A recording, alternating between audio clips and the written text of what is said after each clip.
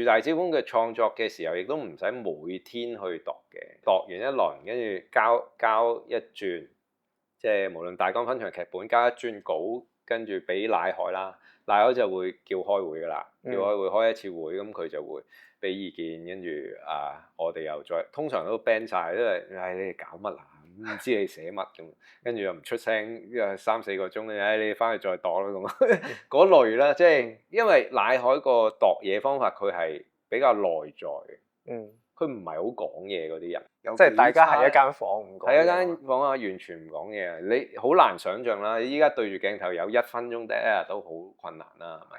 但係佢係以鐘頭計嘅，佢唔講嘢，係啊，嗰陣時好大壓力嘅，你入到第一句就話搞乜啊？跟住就靜咗，靜咗㗎啦。佢就咁樣好苦惱，佢真係唔知你搞乜啊嘛。你好細個就知自己中意寫嘢，所以受佢影響，好細個就接觸古典文學嘅，即係唐詩宋詞元曲啊嗰啲，好細個就接觸嗰啲小學，跟住慢慢就有個寫作嘅興趣啊，咁所以都幾細個。我諗小5小6到已經係有諗過做作家啊、做詩人啊嗰啲咁嘅荒謬嘅諗法嘅啦。做咗18年編劇嘅你覺得依家可能年輕啲嘅編劇，你覺得佢哋應該要做啲咩？咁都係回歸自身咯，我覺得，即係你其實呢行係現實條件、經濟層面係艱難，但係我覺得首要諗係你 ready 唔 ready 咯，你自己 ready 唔 ready 咯。甚至我都曾經有揾過幫手，跟住佢可能因為一啲原因，即係譬如屋企人有長期病啊，各方面啊，咁佢要有使費嘛，每個月都會有一個固定使費，我冇辦法應承到佢任何固定嘅開支可以俾份糧佢噶嘛。咁所以佢有一個好切實嘅考慮，都係究竟為咗屋企人，我應唔應該繼續咧？咁譬如呢種情況，我會建議唔好夾硬嚟咯。即係有啲嘢係大過電影嘅，其實我今天都會覺得係，即係冇可能為咗電影犧牲晒身邊所有人。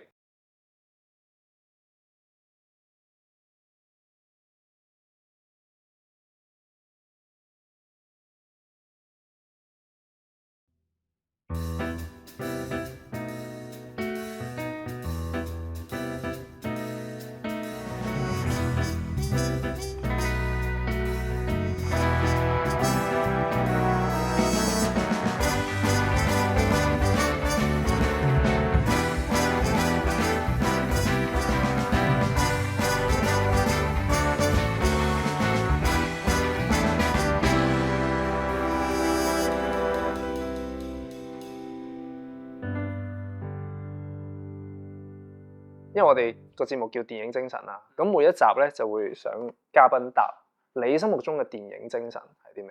即係俾一個 keyword 大家。係啊，可以係有 keywords 或者係一個説話，或者有人畫過一幅畫嘅。咁啊，但係你嘅電影精神係咪？其實我對呢個成語都係入行之後開始有感覺起上嚟嘅。咁個成語就講有個人叫葉公啦，咁佢就好中意龍呢樣嘢嘅。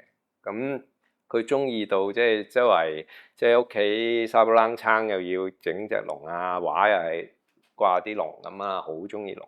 咁但係有一日真嗰條龍，即係有人好中意龍喎，咁佢現身喺嗰度顯靈，佢又嚇到屎滾尿流。呢個古仔以前係當笑話聽完就算啦，都係即係好似當年 cut 台咁，當笑話聽完就算。但係入行之後咧，就會發覺其實佢直接指向緊一個問題，就係究竟咩係中意咯？呢樣嘢同我哋去喺呢個行繼續行落去係一個好重要嘅力同埋情緒咯。因為真係中意呢個電影，所以堅持落去。但係咪真係中意咧？你係咪葉公嚟咧？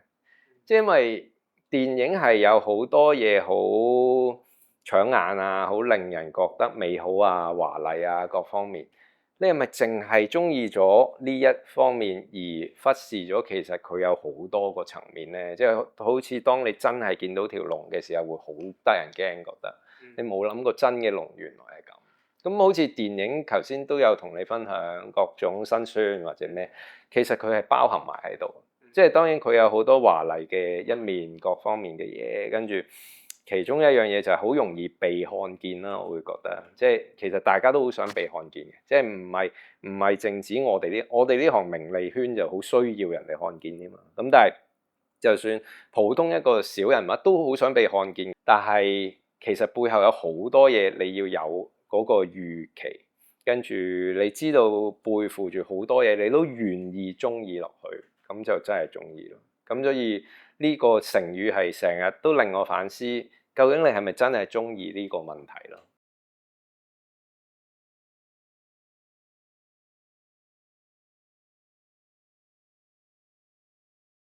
講少少你即係個人經歷啊！你頭先講喺英國讀書嚇，係咪就係嗰陣時間去咗英國讀哲學咧？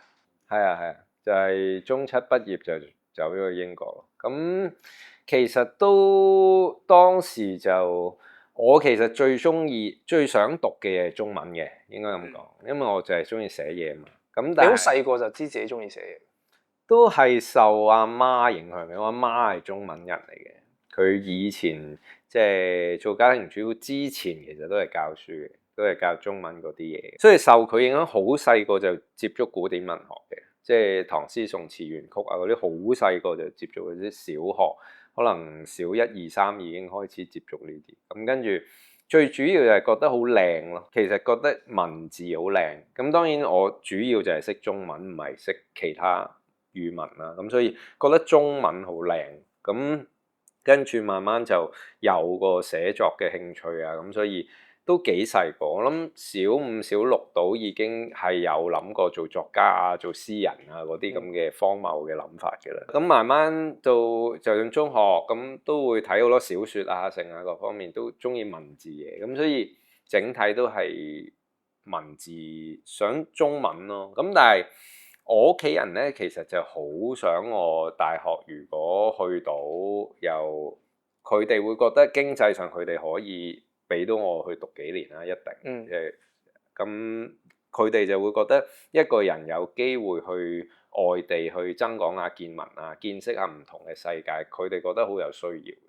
咁所以佢哋好主張我讀到應該就去外國留學下嘅咁。咁我又好彩公開試成績又唔差，咁又英國最簡單就係因為可以直接用翻會考高考嗰啲去報，就唔使另外考嘅。即係美國你可能要考 SAT 啊嗰啲咁嘅另外再考，咁所以我可以直接用高考嗰啲成績報咧，咁就又真係有地方收，即係倫敦大學收咗，咁就去英國讀咯。咁去英國又冇理由讀中文啊嘛，咁所以咁不如讀哲學啦，因為其實中國就文史哲不嬲都撈埋一碟嘅，咁所以其實中意得中文，即係中意得文學咧，到中國文學咧都難免有好多時候會有啲哲學思考嗰啲嘢，尤其先秦諸子就更加明顯啦，即係孔孟啊、老莊啊嗰啲，佢哋啲文好靚嘅，即係佢哋啲經典都係好文學巨著，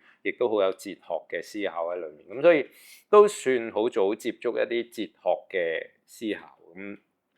去英國咁，不如接觸下西方嘅哲學啦。咁啊，讀咗哲學，有冇諗過嗰陣時要做編劇㗎？冇，因為讀嘅時候讀得哲學，其實都係唔知自己想點先至揀埋呢啲科嘅。即係你好明確啊，我做律師咁，你梗係讀咯，醫生讀醫啊。我就係唔係好明確咯。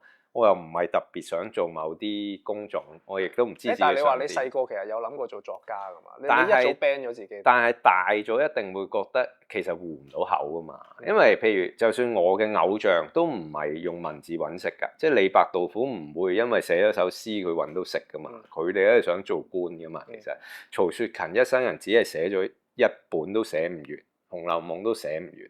咁佢都係老到都死噶嘛，佢冇靠《紅樓夢》賺過一毫，其實都覺得唔現實嘅啦。根本做作家亦都會大概知道啊，香港嘅作家要維生都係好困難，好多都有兼職啊，或者有本職啊，應該話有本職再兼職去寫嘢啦。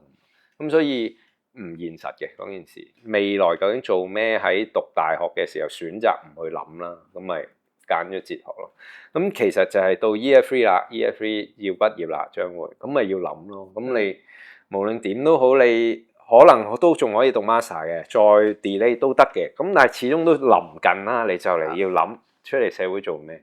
咁於是又諗翻，其實當時臨近畢業就屬於所有嘢都信都 send 晒，即係求職信。嗰陣時都係諗住翻香港做嘢啦。翻香港，因為覺得英國唔係十分適合嘅，因為自己英文唔係特別好啦，跟住亦都會想有機會用翻文字嚟工作係最好。咁所以各大報館啊嗰啲出版社啊係有 send 個求職信，都有一啲有 interview 嘅。跟住甚至去到機師都去求職㗎，都咩都報啊嗰陣時，我記得。咁但係機師喎，真係飛機師。飛機師啊都有報啊，咁我又合資格，我有考 physics 嘅。哦。咁佢個最低門檻又夠，咁又好似可以 travel 下周圍去，咁咪都係一個職業啊。但係終於咧就回歸本心，諗翻自己就係，其實電影係其中一個最感動我嘅媒介啦。即係你其實2-3個鐘嘅光影感受係好大 impact 噶嘛，即係書當然有一啲書都好感動嘅可以，但係始終電影個 impact 係好似好難比較同其他媒體，對我嚟講係重要嘅呢個感動，咁所以不如試下入唔入到嘅呢行咁樣，咁所以就有一個諗法，咁入呢行嘅話，咁我最擅長文字就應該做編劇啦，咁所以演藝 APA 嘅時候就報編劇咯，即係電影電視學院嘅編劇。你回想翻就係話俾電影感動過啦，有冇記得係幾時？即係話咩戲感動咗你？咁係無痛失戀咯。其實熟我嘅人都知我最中意嗰套戲就叫無痛失戀。咁事後諗翻就係當然Charlie Kaufman 佢嘅編劇功力係真係唔簡單嘅，亦都好有心思。佢唔單止係人物啊、情感啊豐富啦，佢其實成個無痛失戀佢個 structure 係好有趣。點解咁有感覺？一定同你自身經歷啊各方面，即係可能嗰陣時又你青春期又有愛情諗法啊各方面加埋埋啊，跟住又睇到套咁嘅戲，佢講失戀嘅痛啦，去講記憶啦，一種記憶又係某程度上同哲學有啲關聯嘅嘢啦。咁加埋埋，咦哇好有感覺，都融合得好好。咁所以呢個中意睇咩戲呢個都係幾值得講嘅 topic 嚟嘅，因為入到 APA 咧，或者入到一啲學院派教電影咧，好多時會話俾你聽，某啲戲係應該中意，即係係咯，即係新浪潮，譬如係咯，即係高達啊、杜魯福啊，你有啲 big names 係你應該中意，亦都無可否認係，即係你睇咗係真係好開創性㗎嘛嗰啲諗法，但係偏偏就係你個經歷可能去到嗰陣時，你就係未升到咯有啲。因為譬如我演藝係瘋狂瞓覺嘅 screening 嗰啲，即係佢哋好好嘅，即係所有學生任何 year 嘅學生都係一個禮拜有一堂 screening 就去西灣河電影資料館嗰度有個 screening，咁就播翻啲好經典嘅戲嘅，通常都新舊都有嘅，即係楊德昌咁新啲啦，算係咁都好多經典咁。嗰陣時我記得就係大家就爭最後一行，瘋狂咁瞓咯，去咗一入去就目標根本就係瞓覺，根本就唔係睇戲嘅，去到好離譜。啲讀書嘅時候總明知就係你唔會珍惜你嘅學習機會咯，其實係咁咯。咁就亦都在於有一啲戲係真係你人生閱歷未去到某個位，你 get 唔到嗰個味道出嚟，咁你就冇嗰個感覺。咁但係我又覺得有趣就係，其實覺得好唔好睇咧，係應該係一個主觀或者唔需要人哋話俾你聽嘅嘢，即係冇理由話你應該中意某樣嘢就冇其他可能性。後來最大嘅刺激咧係我入行之後咧，有認識另一啲人，即係比較中意商業片嘅人，咁甚至有聽過人就係毫不猶豫會分享翻，咦我最中意嘅戲就係精裝追女仔嘅。咁你喺學院派你會秒噶嘛？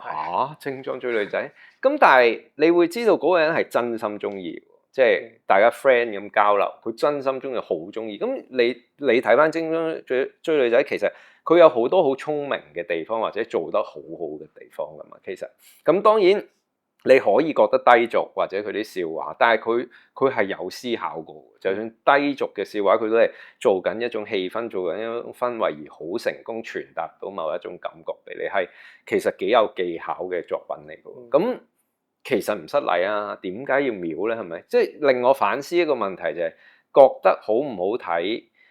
你要真心知道自己係咪中意一樣嘢，要誠實面對自己先，跟住先創作到落去。因為如果人哋話俾你聽，你應該中意嗰樣嘢，但係其實你唔中意嘅，或者你唔係真心中意，到你真係自己創作嘅時候，你有啲無從入手。好多人講即係麥天書就會諗起銀河映像，係嘛？即係18年裡面你都好長時間或者係參與過好多佢哋嘅作品啊，係嘛？嗰個關係點樣開始咧？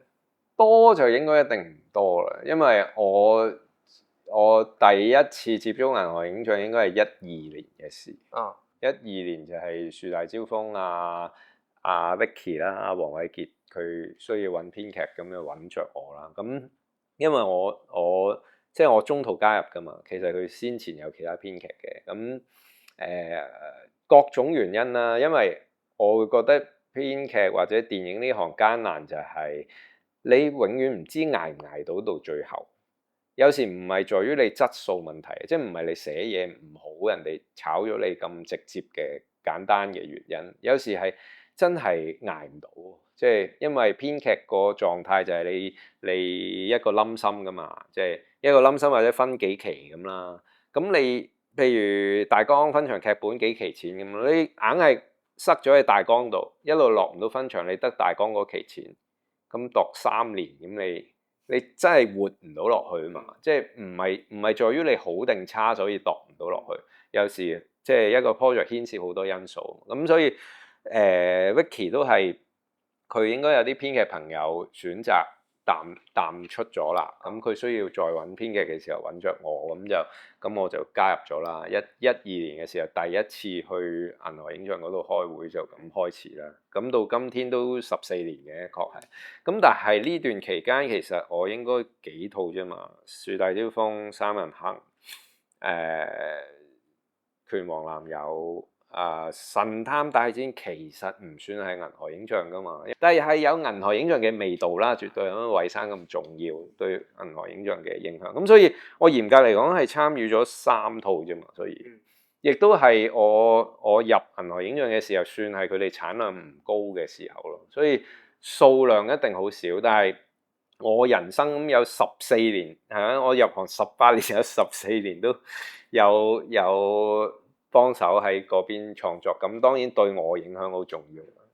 咁14年雖然話作品唔多，但係14年都係喺嗰度每一日咁樣工作。編劇都係要周圍有機會就拗下，有機會寫下，跟住你先至維到生咯。咁但係我就懷住一個心情就係，哇！我集郵啫嘛，見識下唔好咁咪去咯。佢杜生揾人寫劇本，咁梗係去啦，見下杜生都好啊。咁咪懷住一個心情係完全唔覺得件事會開，如果收咗幾多錢都冇所謂咁嘅情況底下就去。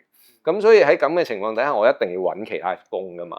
因為呢邊收幾多錢都冇所謂嘅時候，咁我糊口只可以揾其他啫。咁所以嗰段時期一定有同時間做其他嘢咯，咁先至捱到咯。跟住應該一個人的武林都 overlap 嘅，一個人的武林我印象中好似13、14年到上畫都 overlap 嘅。跟住樹大招風嘅創作嘅時候，亦都唔使每天去度嘅，主要度。都係同阿 Vicky 啦，同 Vicky 度啦。我哋度完一輪，跟住交一轉，即係無論大綱分場劇本交一轉稿，跟住俾乃海啦，乃海就會叫開會噶啦，叫開會開一次會，咁佢就會俾意見，跟住我哋又再通常都 ban 晒，因為你哋搞乜啊？唔知你寫乜咁，跟住又唔出聲，因為3、4個鐘，你翻去再度啦咁，嗰類啦，即係因為乃海個度嘢方法佢係比較內在嘅，佢唔係好講嘢嗰啲人嚟，即係你識得耐咗就會冇咁尷尬咯。但係一開始哇，完全唔講嘢，有即係大家幾差咧？喺一間房唔講嘢，喺一間房啊，完全唔講嘢啊！你好難想像啦，依家對住鏡頭有1分鐘 dead air 都好困難啦，係咪？但係佢係以鐘頭計嘅，佢唔講嘢，係啊，嗰陣時好大壓力嘅，你入到嚇第一句就話搞乜啊？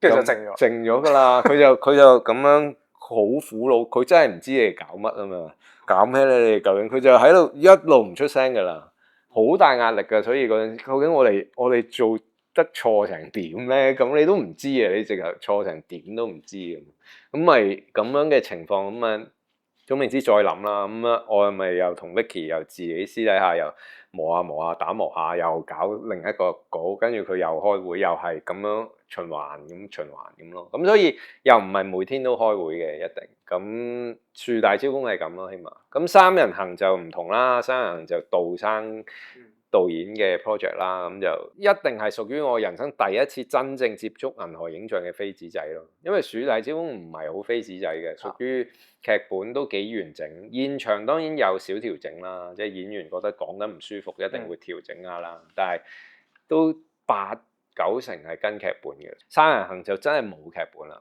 去到 Day One 拍攝嘅時候，我印象中係得一個 flow， 係應該20個 point 都冇，得18個 point 咁嘅 flow 嘅。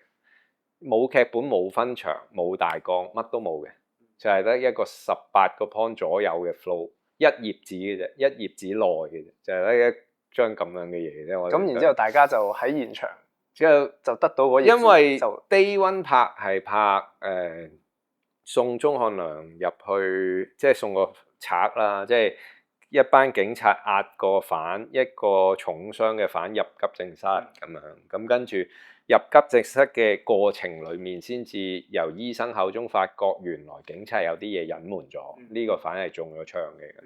咁究竟點解要咁隱瞞咧？有個咁嘅 suspense 咁再睇啦。呢個唔係戲裡面第一場戲嚟嘅，但係比較早嘅戲啦。咁但係寫嗰陣時，直頭唔知究竟係第一場戲定唔係啦，根本就唔知呢場係咩。但係就一早就定咗㗎啦，即係送個犯入嚟一早定咗㗎啦。啲警察有啲嘢隱瞞都一早定咗㗎啦。咁即係應該話拍之前呢場戲嘅主戲文有呢啲嘢咯。不過所有劇本都未成型咯，大家就係、究竟佢啲警察隱瞞啲乜咧？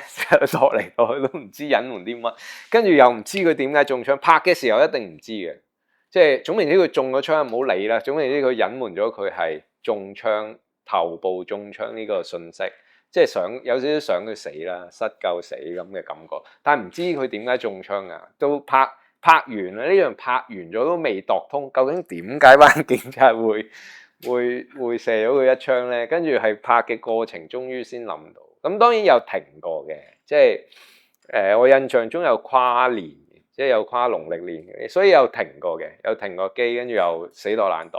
究竟點解咧？呢班警察點解會開咗呢一槍？死度爛度咁，終於算係度通咗一啲嘢。但係事後回想翻，都會覺得三人行個尾有少少唔係太埋得好嘅，會覺得即係都係飛紙仔另外一個唔好嘅地方就係、其實真係有機會度唔到啊嘛。即係正如頭先講啊，都你預設咗，總之啲警察就係向咗鐘漢良開槍。其實係咪警察向咗鐘漢良開槍都有得度㗎？係咪支槍突然間唔知點解走火，或者唔係警察支槍都得㗎？係咪？即係各種原因都得，但係你未必度得通㗎嘛。你設定咗唔一定度得通㗎嗰件事。咁所以飛紙仔總係有呢個風險存在咯。頭先你有講話，即係細個有諗過做作家，但係其實即係戶口係好困難嘅嘛。咁編劇係咪都其實差唔多情況？定還是你又揾到個方法？還好咯，一來就難係難嘅，入行都係艱難嘅，即係頭幾年即係收入低到都一定唔敢同屋企講啦，亦都唔敢俾家用啦。你能夠俾得起嘅都會令佢擔心啊，已經係咁樣。俾咗仲擔心，俾咗仲擔心，你俾呢個錢即係暗示緊你賺緊幾多啦嘛，咁根本就完全唔敢俾。能夠揸到少少錢出嚟都唔夠膽俾家用嗰個地步啦。咁但係今天我唔知，今天又有 AI 嘅威脅啊，各方面好多時代又唔同啦。咁所以難依然係難嘅，即係入行係難，留到落嚟都係難。咁同埋我諗最大嘅挑戰係唔穩定咯，因為頭先講嗰個模式都係一個冧心嘛，主要就係、是、咁你呢個冧心其實唔完全知要捱幾耐啊嘛，即係你時薪嘅好處就係你確保到某個係咯，你一定會有某個 range 嘅錢啊嘛，但係唔係時薪就係、是。就算100萬啦 let's say 我劇本費開到100萬，有人肯俾100萬，原來要讀8年嘅喎咁。哇，咁都低過麥記好多嘅喎，其實。但係你唔知嘅，你控制唔到其實，所以個唔穩定在於呢度咯。咁所以要譬如你話新入行嘅會，其實係只可以話艱難咯。我之前都有係啦，因為近來密集做訪問，反思呢啲問題多咗啦。即係如果你話編劇捱埋到落去呢個問題，我覺得可能回歸自身，你願意付出幾多咯。即係譬如我當年就係幫自己 set 咗一個 deadline，即係唔係時間嘅 deadline 嚟嘅，係一個錢嘅 deadline。咁嗰陣時我記得我應該即係18歲成年嘅時候咧，我老豆就幫我買咗啲領匯嘅股票，咁就擺咗喺我戶口咁樣。咁我就唔係好識理財嗰啲人，擺咗咪一路擺。咁到我演藝畢業嘅時候，我印象中領匯好似唔知升咗3-4倍。咁我全部股票賣晒，就戶口有10萬蚊。咁嗰陣時我俾個 deadline 咧，就係我戶口變咗0嘅時候咧，我就唔做落去嘅。即係個任性就夠噶啦，即係我全部呢10萬1毫子都冇剩嘅話就走噶啦。咁定咗一個咁嘅 deadline 咯。咁其實深刻我戶口好似都 so far 冇特別跌低過10萬好多嘅，即係結果唔係好動用到呢筆錢。咁係因為嗰陣時你 job 接 job 定還是係點樣咧？好慳咯！如果話即係譬如我有印象最窮嘅一年應該係2萬零3萬蚊到咯，一年嘅收入。咁但係當然就編劇有個好處就有大食大，所以嗰陣時就好中意你開會開好長時間嘅，我3餐都食你噶嘛。咁係咯，導演嗌飯唔係要個編劇俾錢啊嘛。咁所以就好中意開會，你最好就成日開會啦。咁我就唔所有使費都係你噶啦嘛，我淨係要搭車錢啫嘛。一去一來一回，咁以前交通費都平少少啦，一來一回就算過海，我印象中過海都係7蚊到嘅啫。我講緊10幾年前7-8蚊到，咁來回都唔使20蚊，咁我冇使費噶咯嗰日，亦都使唔到錢，因為太忙啊嘛。你如果全日都度嘢，跟住你翻屋企要將啲 point 整理啊。你根本冇時間行街買嘢，所有使費都唔存在，咁就勉強應付到嘅。2-3萬都勉強維到生，可能動用嗰10萬基金少少咁咯。咁但係基本上都自負盈虧到。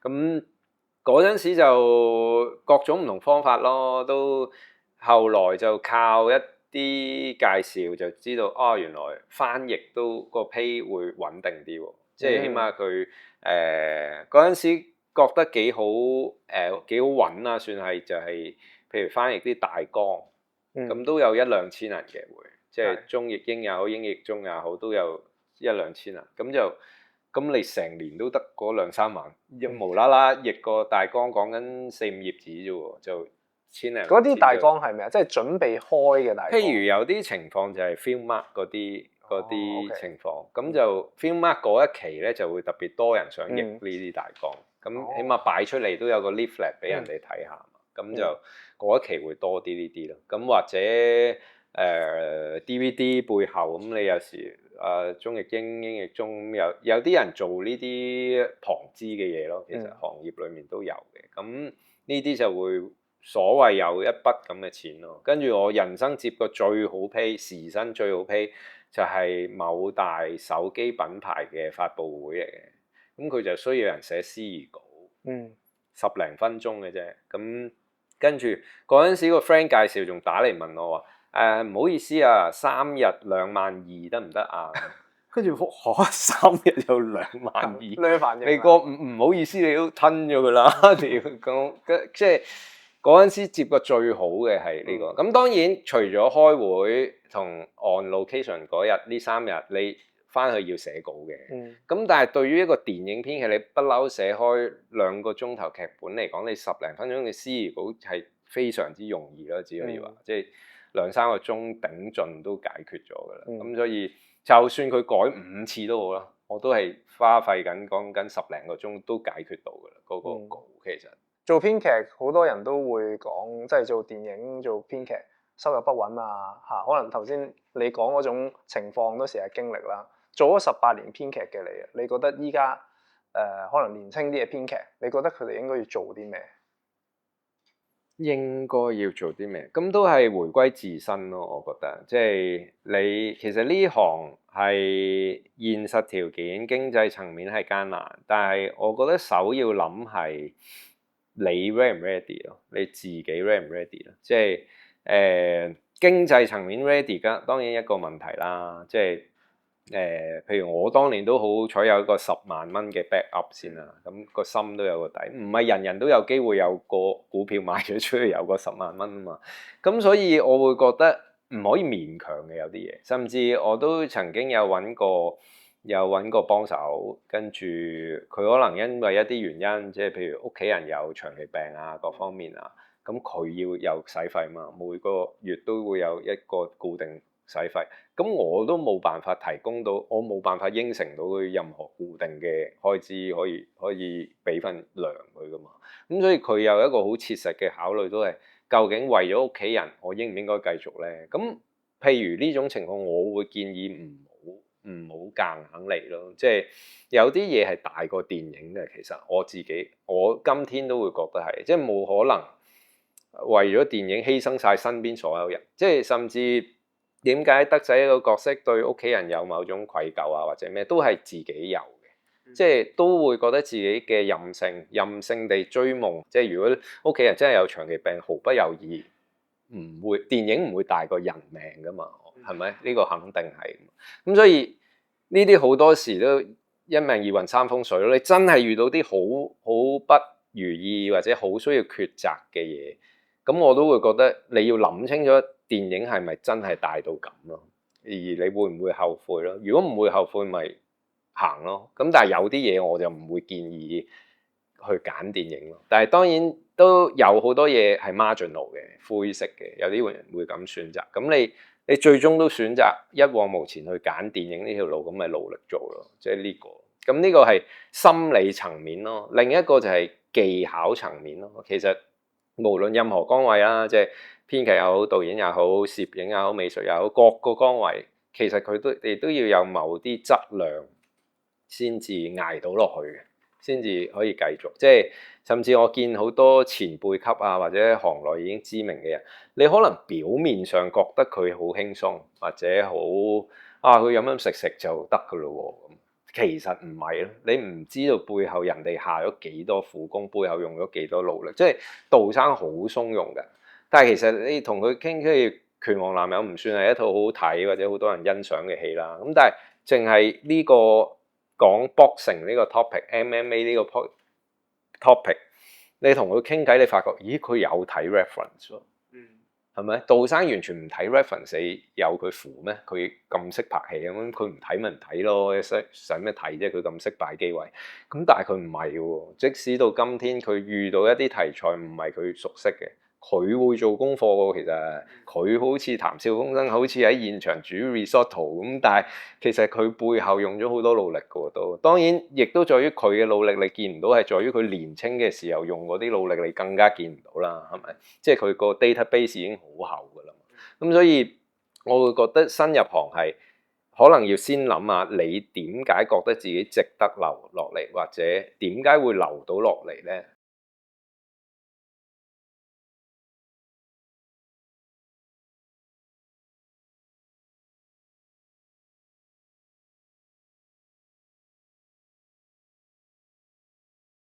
天書咁講埋頭先，你講跳掣同埋一個部門嘅誕生呢個名嚇，因為我記得咧有收過你份新聞稿，咁啊拜神嘅時候咧，我見到即係已經寫住一個部門嘅誕生，但係你話原來一開始個稿咧就係跳掣嘅。頭先都有講啦，劇本孵化嘅時候嘅第一稿叫一個部門的誕生，亦都好符合嘅，成個戲好 match 嘅。咁但係到拍攝稿嘅時候係叫跳掣嘅。亦都俾演員嘅時候係叫跳掣，因為嗰個係我最核心嘅情緒咯，呢個故仔。咁但係嗰個有趣嘅地方就係，所以所有演員都唔知套戲原來叫一個部門的誕生嘅。咁但係各種原因啦，去申請政府錢啊，各方面係用咗舊名咁樣，劇本孵化計劃又係政府嘅比賽啊，各方面咁用咗舊名。咁跟住老闆都會覺得，不如所有官方申請嗰啲嘢用翻呢個先啦，唔好引起分歧先啦。咁所以到拜神嘅時候都用翻一個部門的誕生咁去做嘅。咁啲演員就奇怪啦，拜神嘅時候佢哋先第一次見到呢個名嘛。我未嚟嘅時候，甚至佢哋覺得係咪嚟錯咗地方啊？點解呢個拜神度度都寫住一個部門的誕生？咁佢哋先知原來個劇本起初係叫一個部門的誕生。好驚喜喎！因為嗰陣我睇之前就係，我得到嘅資訊就係呢個戲名啦。戲名咁我第一時間諗起就係一個字頭的誕生嚇，咁有少少可能致敬刻意噶嘛，係嘛嚇？咁然之後睇到嘅就係 teaser 睇到就係哇，得一個景咁，好大挑戰喎！到底係點樣嘅咧？咁樣即係唔會話帶好大期望去睇，咁睇下，但係大概知係喜劇，但係睇到都挑戰幾大，係嘛？咁啊，你頭先有講都有借鏡一個場景發生嘅戲嘅電影嚇。其實好多一個場景都有諗，即係當然最直接一定係 Dog Day Afternoon 啦，即係我英文致敬咗另一套戲啦，即係依家叫 Dog Day Evening 啦，咁就薛尼盧默一套70年代嘅戲啦。咁因為佢係參考另一單真人真事，就係美國發生又係60-70年代嘅事。咁佢就係打劫銀行咯，即係一個都係後生仔嘅20-30歲嘅人。咁佢因為一個未夠膽出櫃嘅同志，就想幫佢個 partner 做變性手術啊咁啊。跟住當然佢生活有好多艱難啦，咁好唔夠錢底下鋌而走險去打劫銀行。咁都係一個好唔係犯罪分子嘅人，無啦啦走去打劫銀行，咁咪好瀨氣咯。跟住結果搞到警察都嚟晒啦，就唯有挾持人質對峙。佢真事都係咁，好類似嘅，佢都70%真咁滯嘅。咁你可以見到其實某種故事結構上同我個故仔好相似。雖然我事實上係嚟自另一單香港嘅真事啦，個靈感，咁但係佢都係搞下變成佢就真事係扛住自己要挾自殺啦。咁我改成一單挾持人質事件，變成總言之，我今日 cut 唔到台，冇人走得咁樣嘅事件啦。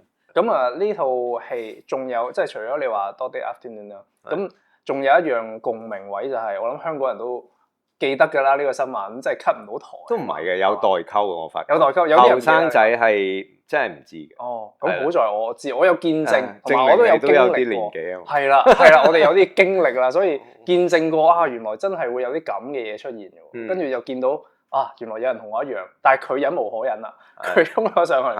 咁啊，但係呢套作為你第一，你有冇？我曾經係佢嘅用戶。OK，但係咧，你身受其害嘅。但我冇 cut 線嘅，因為我就始終都要睇波，我冇 cut 線嘅。不過我就記憶猶新，就係我阿爸喺電話同佢拗咧，都係拗到嗰啲即係面紅耳赤啦，拗到咁你一個部門已經誕生咧，都有一度處理得好好啊！即係我即刻諗起啊，一個部門接一個部門，即係呢單嘢唔係我跟開咁樣具象化咗，你再上去嗰度咯，所以我都叫做有經歷過，見證住啦。幾得意，原來好多人都係苦主，我都係因為創作呢個故仔就發現啦。哦，即係你本身冇呢個？我冇啊，我住得比較僻。其實當年屋企有上過妝，咁甚至申請添，跟住佢就話你太僻啦，我哋鋪唔到線。索性唔裝。係啦，咁後來就去到佢其實有無線發射嘅，咁但係我僻到一個地步，原來收唔到佢信號。佢話都係唔好意思，都係供應唔到你個。咁所以好僥倖地，竟然冇成為苦主咁。你依家第一套做導演嘅戲係呢一部，咁你呢一個題材你係因為我要做導演嘅時候，所以諗啊，定還是係其實你都醖釀咗好耐嘅呢個題材？都其實我好多 project 都醖釀好耐嘅，即係睇下邊個爆先。係啦咁咯，咁但係呢件事主要就係一個劇本孵化計劃嘅比賽啦，即係電影發展基金搞嘅比賽。咁可以好簡單地理解，你當係一個徵文比賽。不過嗰篇文係一個劇本嚟嘅咁。嗯，咁所以當時知道，咦有個咁嘅比賽搞，我都做咗10年以上編劇啦。當時我印象中第一期好似20定21年嘅，我唔係好具體嘅，但係大概係20定21咁上下。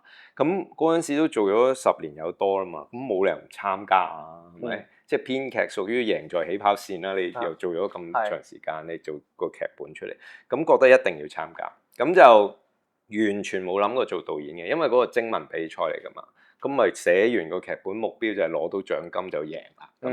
咁結果都係最後獲選嘅10個作品之一嚟嘅，咁攞到獎金，咁就完㗎啦。其實放櫃桶底就算㗎啦，因為我自己個人就冇特別話好想做導演嗰啲，其實咁結果就係劉浩良大師兄啦，佢屬於我嘅其中一位監製啦。咁佢同我識咗好耐，我一入行就識佢10幾年嘅。咁佢就話：你劇本都寫埋啦，我幫你 sell 啦。跟住佢話：我都想試下做監製，不如俾個機會我幫你 sell 下啦。咁佢就攞咗個劇本去 sell，咁我梗係冇所謂咧，sell 到係 bonus 嚟噶嘛，係咪？咁咪佢攞咗去 sell，咁又好彩，竟然環宇可能對我哋兩個都有一啲信任，或者見到故仔一啲潛力啦。咁好多謝佢哋信任，就決定拍板投資就開啦。會唔會覺得第一次做導演就揀咗一個好難拍嘅場面或者一個格局？呢個都有趣，你呢個問題係咧，算係幾有趣，因為你本身冇諗住開初終於拍啦，即係環宇肯投資，咁跟住拍啦，我做導演。咁個自己嘅心態就好彩我寫咗個劇本，有一個主景嘅，主要又喺嗰度。咁可能你當廿組應該有6-7成戲喺嗰度啦，易 handle 啲啦，大家 lock 死喺同一個環境，又唔使轉景啊，各方面咁諗啦。咁跟住我諗，譬如司徒阿康佢哋啲班底都係可能有少少呢個諗法，都覺得個環境易控制啊，各方面啊，咁咪大家都落咗答。但係跟住開始冇幾耐之後，其實應該係開始拍攝冇幾耐之後，大家就不約而同食飯嘅時候，哇！真係好難拍，原來因為我群戲多，我群戲原來群戲咁多嘅戲係好難拍嘅，即係甚至我記得阿康，我都唔記得阿康定司徒，佢哋兩個都講過類似嘅嘢。佢話如果下次有個人揾有咁多群戲嘅戲，佢哋都要再諗諗係咪真係接，因為好心理陰影啊，搞到原來好吃力係真係。咁當然一定係我新導演冇經驗，冇呢方面嘅經驗，會令到啲事更加亂啊。有啲時候後面幕後嘅嘢可能更加亂，因為未諗好點樣 call 人，即係最簡單 call 人嚟嗰個學問都唔識啊嘛。咁你梗係諗住10個人喺同一個空間，咪 call 晒10個人嚟咯。咁但係其實梳化服係好吃力噶嘛，因為除非我有無限 budget 啦，係咪？我4-5個 sofa 咁去招呼10個人，咁梗係游刃有餘啦。咁但係我呢個 project 冇可能係一種無限 budget 嘅嘢嚟噶嘛。咁喺有限嘅錢底下，其實梳化得1-2個人嘅啫，即係每個梳頭化妝各自都得一兩個人，要招呼10個人，你同時間叫佢嚟，咁即係玩嘢啫，係咪？咁所以一定要真係咁樣發生咗喎！真係咁樣發生咗啊！跟住製片嗰邊就喂，你分下啦，你鏡頭上分下，你拍個 two shot 先啦，即係把主要嘅戲分清楚先，即係唔好一次過 call 晒10個人搞唔掂啊！跟住因為去到好似我印象中有啲演員，譬如09撈機 call 到0330嗰啲嘅，跟住佢話：喂，咁你個演員就算佢好好人，都係積累緊一啲，或者消耗緊佢嘅精神先。咁對個戲都冇好處㗎，你 capture 出嚟嘅唔會好㗎嘛。咁背後梗係都會有怨氣啦。你 call 我330、0900先係真係大通告嚟㗎喎。咁你係咯，各方面都好多因素要配合咯。咁所以呢啲係呢次過程裡面會學嘅嘢，亦都發覺原來冇我想象中咁簡單，唔係話一個景一定易拍啲，唔係咁，即係電影唔係簡單成咁嘅事咯。因為事實上，即係喺套戲見到嘅走位，呢度 cut 台啦，咁前面有啲 sofa 啦，跟住佢人質就被挾持咗去後面嗰度啦，即係其實可能個調度上，即係唔喺呢度就嗰度咯。咁又要喺呢一度諗下啲嘢點其發生。實都如果你話我嗰個空間，其實好簡單地劃分做4個部分啦，可以。如果廁所唔計，廁所比較獨立，廁所唔計即係外大範圍啲咧，就係門口位。其實依家比較少門口位嘅戲嘅，cut 剩好少。跟住中間就櫃台區啦，櫃台區有條紅色柱咁啦。跟住有個等候區就係韞晒啲人喺入邊，跟住仲有一個就叫後門位，咁嗰個就逃走嘅時候有間唔時有出過下，咁所以最主要就呢4個位咯。咁但係算係通晒嘅，即係除咗後門位有道門算隔一隔之外，其實算係通晒見到嘅。雖然有啲掩樣啦，中間可能有啲柱啊，或者有啲前景嘢啊，有啲盆栽啊掩樣，但係整體嗰個 area 係通噶啦。咁其中有參考過係一個電動車知名品牌嘅客戶服務部嚟嘅，因為佢啲 design 係有趣嘅，即係比較新啲嘅。因為好明確分類，就有啲老派啲嘅客戶服務部咧，就唔係望得好通透。即係可能好多間開咗啊，有啲甚至磨砂玻璃嗰啲係啦。咁但係嗰個品牌咧就係比較新啲，啲嘢簡約啲啊咁。咁我又未去到佢咁簡約，有少少偏簡約，但係介乎兩者之間嘅。咁甚至佢都有啲地方嘅客服個等候區，即係零舍自己一份嘅。因為嗰陣時都有諗過係。會唔會我特登 plan 咗一個 area 係可以韞住嗰啲人，係反而有啲假，好似就咗個劇情咁。咁但係有實地睇過，係真係有啲咁嘅空間。咁佢又係擺咗啲茶水嘢啊，跟住俾人喺有個 sofa 去休息下咁嘅空間，係冇就係得一個出口，冇其他出口，就係得一個咁韞咗啲人喺入邊。咁嚟自真，即係多啲嘢嚟自真實，就大家都會安心啲，或者覺得個感覺真啲咯。咁係啦，呢啲係個場景上揾過嘅一啲嘢啦。依家個角色咧，有小朋友都有，老人家又有嚇，咁啊後生仔都有啦。但係每一個角色其實佢都有一種訴求，佢有個立場，咁先令到呢一個戲劇發生噶嘛。咁嗰陣時你點樣設計？有咩人要喺呢個空間？咁最初嘅諗法一定係不如既然講得一件咁嘅事，亦都牽涉好多人啦，即係好多人都想 cut 台嘛。真事也好，戲裏面也好，真事都係好多人想 cut 台，亦都有訪問過唔少苦主嘅，其實咁都訪問過客服各方面嘅人，佢哋都話其實各階層都有錢佬都有嘅。佢話即係揸架跑車嚟鏟去個電視台門口，空啲實 Q 都有，嬲到咁就鏟去行人路，即係阻住個門口係咁鬧，咁都有揸架跑車嚟，咁都有嘅。咁翁靜晶都有話 cut 唔到台啦，都上網會揾到噶啦呢個直頭。咁係咯，見晒新聞噶啦都。咁所以各階層都有錢窮，跟住男女老幼幼都有人想 cut 台，係個真實嚟噶嘛。咁所以既然講得個咁嘅故仔，不如有啲社會縮影嘅感覺啦，濃縮咗喺一個空間啦。咁所以老亂，大概有一個模糊嘅影像，就係一件咁嘅事。咁係咯，個起點係咁咯。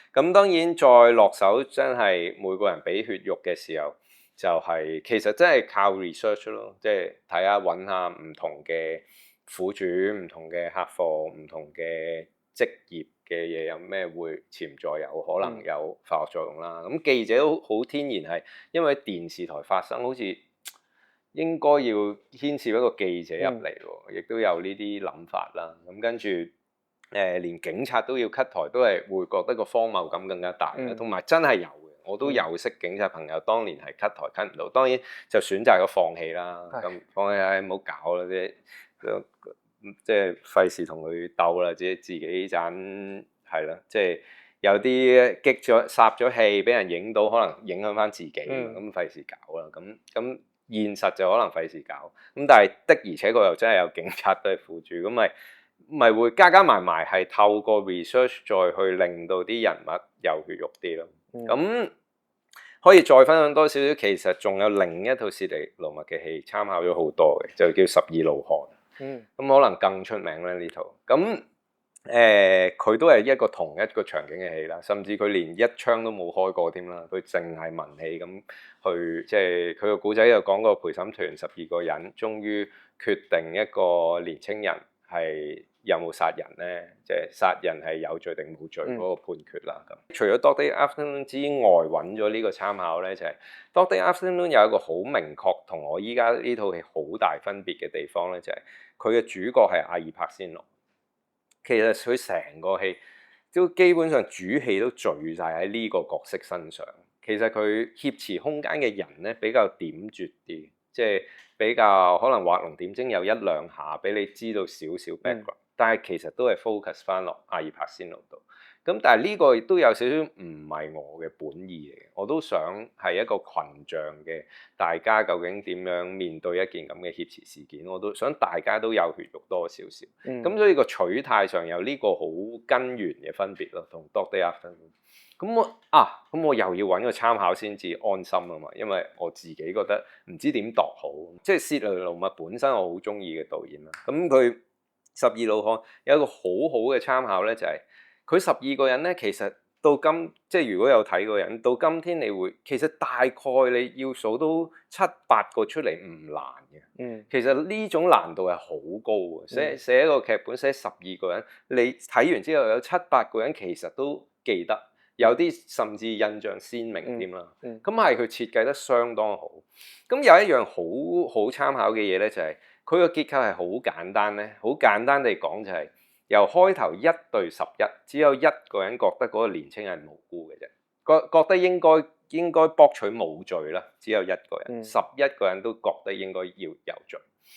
到戲嘅最後變成12對0啦。就係12個都選擇駁取話佢係無罪啦。咁佢有一個好天然嘅參考，亦都一定有個過程啦。由點樣開始有另一個人選擇 buy 啦，投佢個票啦，變成2對10啦，跟住慢慢再加落去啦，慢慢變6對6啊，跟住終於反而有罪嘅變成少數。佢個過程梗係好仔細，好有佢嘅 detail 喺度啦。咁但係成件事就係一件咁嘅事。咁我有一個好直接嘅參考就係。今天即係德仔衝入嚟 cut 台嘅呢一日，基本上起初就得佢一個人覺得今日會 cut 到台，或者堅持要今日 cut 到台啦。其實全世界都唔認同，喺呢個空間嘅所有人都唔覺得今日會 cut 到台。就算有好多苦主係想 cut 台，佢都唔覺得今日會 cut 到台。你做咩要今日 cut 台咧？所以其實我都係1對9嘅情況嚟㗎。咁但係最天然就係，當然我最嬲尾係咪真係變成10對0咧？我都唔肯定嘅，有少少模糊咗嘅某程度。但係我就係一個咁嘅過程啫嘛，由開咗1對9，慢慢變成更加多人企喺佢嗰邊嘅一個過程。咁所以呢樣嘢就12怒漢成為人物上一個好重要嘅參考。呢個位我睇到最後阿嫲嫲去咗揾佢，我都。即係我忽然間都通咗嘅，我覺得原來佢個背景，大學期個背景係中意電影啊，咁樣嚟到呢一步係幾好，即係去到現場阿嫲嫲，即係咁多人嘅即係我哋唔劇透啦，但係其實有一個少少嘅笑位就係，我拍戲咪就咁多人嘅咯，咁樣係啊，呢個都幾得意。因為我係對電話戲有啲情意結嘅，其實即係嗰場戲嘅起點咧係另一個自己嘅經歷，就係我之前英國讀書啦，跟住其實英國學費好貴啦，其實大家都大概知啦。咁當年都係係咯，即係走去英國讀書，其實自己會覺得係咪嘥緊屋企人錢啊？即係攞咁多錢，因為我屋企頭先都講啦，又慳又即係普通小康之家嚟嘅。即係當然佢哋3餐又唔憂嘅，亦都供到嘅。咁但係始終都覺得用咗咁大嚿錢去英國。就係咪好事咧？咁有壓力啦。咁而我自己英文係差嘅，其實即係我中文中學讀書啊，各方面。咁中7畢業先去英國咁。咁第1年係好吃力嘅，非常之吃力到一個地步，有啲堂直頭係聽唔明到個地步，只係抄一啲勉強聽得明嘅字，返屋企查下字典都唔知佢講乜嘅，根本係即係抄下生字咁樣嘅啫，唔知自己做乜。咁嗰陣時咧就，我唔知今天呢個政策仲存唔存在。嗰陣時咧就有個唔記得係開咗學2個月到，咁就有個 deadline 咧。你喺呢個 deadline 之前全數過交晒1年嘅學費咧，就有個折扣嘅，類似5% 折扣嗰啲。咁10幾萬嘅學費5% 都唔係少噶嘛。咁所以我屋企亦都俾得起啦，算係。咁所以就係有打算領埋呢個5% 優惠咁啦，咁就個 deadline 就想俾晒佢。